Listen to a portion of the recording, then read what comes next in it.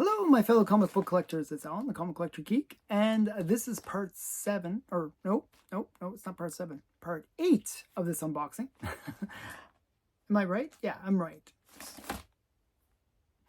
Part 8. Okay, I had to think, when you record, I was recording these all in a row, so it gets a little confusing after a while.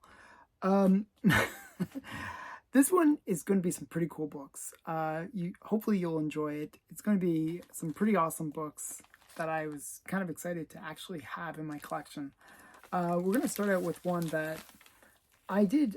It was on my top 10 hottest golden age comics of the week one. Had a massive sale, and I was trying to pick up a copy in an affordable grade.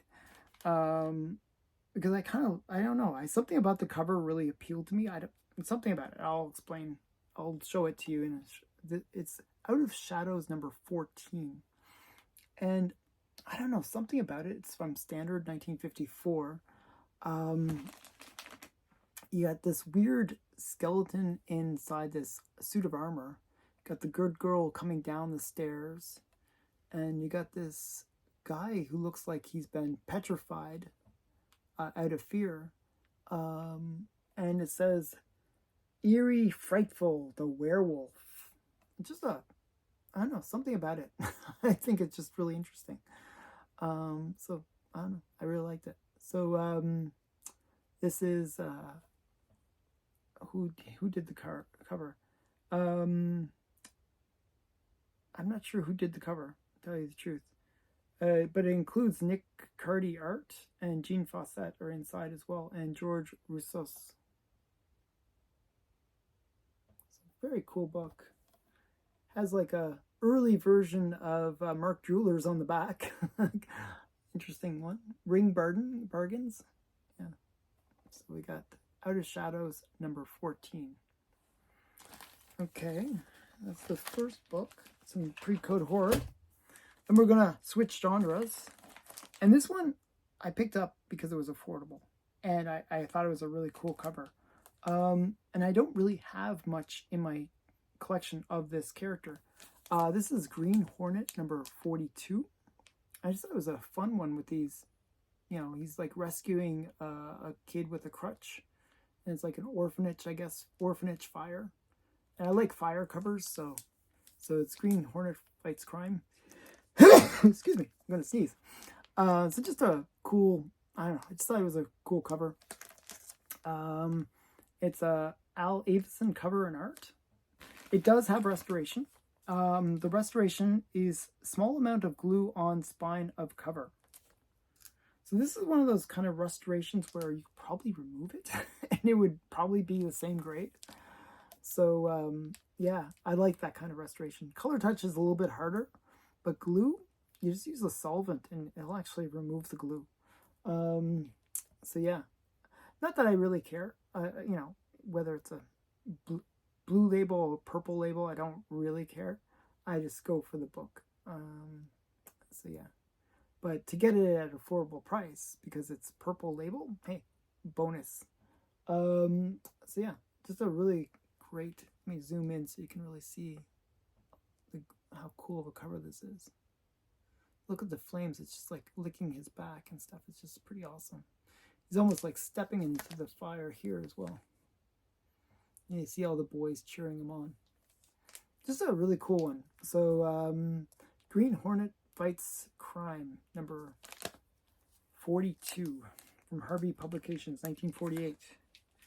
Okay, this next book is the only modern book that's in this episode, but it is kind of a major book. This is barely Bronze Age. It's one that's very under the radar. It was my friend Steven that told me about this book, and I was like, oh, really? But basically, this came out before Conan number 1, which is the first appearance, well, seen as the first appearance of Conan the Barbarian. But this book came out earlier, and it features a story by Barry Windsor Smith that has a Conan kind of character. They just never refer to him as Conan. They just, he's Conan in every way except for being called Conan. He's unnamed. but it's a Conan story that happened before the Conan book. So this is a Conan-like character with art by Barry Windsor Smith and a Mary Severin cover. So this is Chamber of Darkness, number 4. I got a reasonably good grade for it too. That was a high grade. Major prototype maybe of Conan the Barbarian, maybe considered first appearance of Conan the Barbarian, depending on which circles, but definitely a major key that's under the radar. Yeah, just a cool book. So I tried to pick it up as high grade as possible, that was affordable as possible. So, and I managed to snag a nice copy. So, Chamber of Darkness, number 4. Okay. Now we're getting back into the Golden Age. This is another restored book. A couple restored books in this collection. This one is Weird Terror. It's just a cool vampire cover. It's like you got this giant bat. The guy is like, I think, bleeding from his neck. Or no, he's not bleeding. No, he's not bleeding. It looked like, I thought that was blood, but it's just stripes on his shirt. But his neck is not in a good position. Just a really cool, it almost looks like he's been like zombified. What does it say? Shrunken skulls, decapitations, cemetery, murders. 4 weird tales of terror that will turn your blood to ice. I like the trade dress, like the bloody terrors, the weird terrors, but with the blood. This is a Don Heck cover. And the restoration includes a small amount of color touch on the cover. Now, if you get like one of those like lights, you can probably find the color touch. I imagine it's like, looks like there's something going on right around here. If I zoom in, maybe you can see, but probably very, very minor color touch. Again, with some of these, like, if you like try to remove it, it might grade out maybe slightly lower grade, but it would just ruin the appeal of the comic, so I don't really care. I don't really care that it's a purple label. I just really like to have the comic in my collection. And again, the purple label means that I can get it at a much more affordable price. So that always makes me happy. So Weird Terror Tales, Weird Terror number 6 from 1953.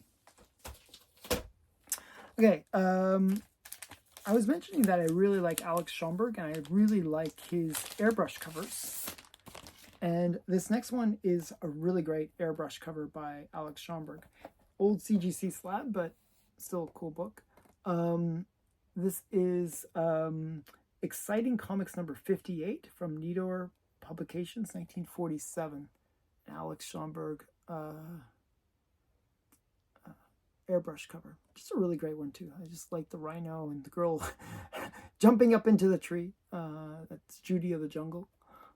She's jumping up into the tree to try to get away from this rhino that's charging. It's a really fun one.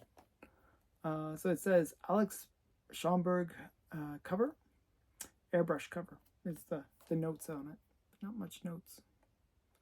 So really, but it just really presents well. This is one of those books where probably it would actually grade out higher than a 4.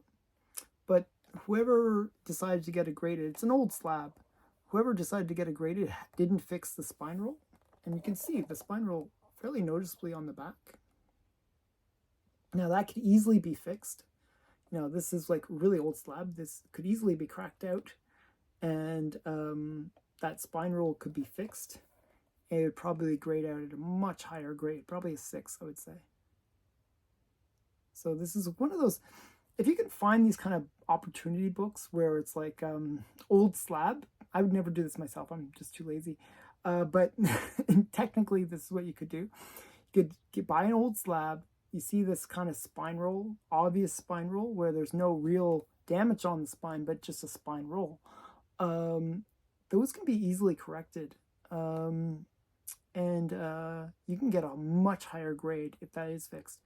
Usually, if there's a spine roll, if there's a significant spine roll like this, generally you can't get higher than a 4. But if you just go through the process of fixing the spine roll, you can, you know, go sky's the limit. And this one, like I'm just looking, there's a bit of waviness I see. Bit of damage on the corner here. Okay, right in here. There's a little bit of damage on the corner. That might prevent it from getting a higher grade, actually. But definitely presents really, really well. I mean, this is hard to see, but that'd be the only damage that I could see on it. Presents really, really nicely. So very excited to have this one in my collection. I really like Alex Schomburg's art. Okay, this next book, I actually showed this one in one of my Q&A videos. Somebody asked about it before I got to show it in the unboxing. So this is the second appearance of this book on this channel, but it's it was pretty exciting to get this one in my collection. I was so excited. I won this for a really great price, and I was so happy to win it because it's one of my favorite of the run of Frank Frazetta covers from Famous Funnies. So this is Famous Funnies number 215. I just always thought this was one of the better covers of that run. They're all quite good. I mean, I do like Frank Frazetta's art generally, but this one I really like. I just like the fact that you got this girl, and she almost looks like a ballerina to me. I don't know, something about her, just the way the stockings are. But it's like this underwater scene with this giant squid. And, you know, you got the hero coming in, swooping in to try to save her. She's got like this helmet on her, like this sort of like a flight helmet, not helmet, but you know, the flight caps. And just a really cool book. And he's like blasting it in the head. It's really, it's just, there's like turtles in the background. There's like little fish and stuff. It's lots of little details. I really like that. And I like all the suction cups on the octopus. It's a really cool book. So this is Eastern Color from 1955. Barely Golden Age. Golden Age ended in like March, or no, yeah, March of 55. So this is like barely Golden Age. And it's a Frank Frazetta cover. So very nice. The reason it grades fairly low is you can see the corner. Like some animal ate that corner. So that's why it grades at a 1.5. But it presents really nicely. If you just, whenever you present it, you gotta present it like this. Oh, look how beautiful this cover is. You know, that's what you do. But just, it is quite nice. And it bothers me to see that, but for the most part, I just appreciate having this book in my collection. So yeah, so that's Famous Funnies 215. Now, as I said, this is a Grail unboxing. That's actually a pretty big book. This next book is possibly my favorite Hawkman cover, except for All-Star number 8, number 10. All-Star Comics number 10 is my favorite Hawkman cover, actually. But this is my favorite Hawk Girl cover. And it's kind of a mixture of Hawkman and Hawk Girl. I really love this cover. This is Flash Comics number 37. And it's a Sheldon Moldoff cover. And when Sheldon Moldoff did Hawkman, he just made Hawkman look really, really cool. Oh, this one has a broken slab. Oh no. Sadly, the slab is broken. That probably was, because it's an older slab, I think it broke in the shipping, which is sad. Oh, that's very sad. This is one of those comics where it presents as a really high grade, but it's actually a low grade. So it's a 1.0. And I'll show you why it's a 1.0 in a second, but it's sad about the slab being broken. But just really love this cover. Sheldon Moldoff, when he did the wings on Hawkman, he would do like all these kind of fine details in their wings. And this one's just a really cool one because you get all these hawks flying around them, and you got both Hawkman and Hawkgirl on the cover in full, which is really nice. So I really like this cover. It's like one of my favorites. And the reason it's a 1.0 is not that the cover doesn't present well. The cover actually presents extremely well. But the back cover doesn't. So you'll notice that the back cover is missing a big chunk. So personally, I don't mind that because you don't look at the back cover. You look only at the front cover. So, you know, it's a 1.0, which made it affordable. It's still expensive, but it made it affordable. And it's just a cool book. So this is Flash Comics 37 from 1943. And it's a Sheldon Moldoff cover. And that's it for this part. Hope you enjoyed it. The books get bigger and bigger with each part, believe it or not. So hopefully you'll enjoy the next few parts, because it builds up to a really great finale. So again, thanks for watching. Hope you enjoyed this video. Please remember to like, comment, and subscribe. Bye for now.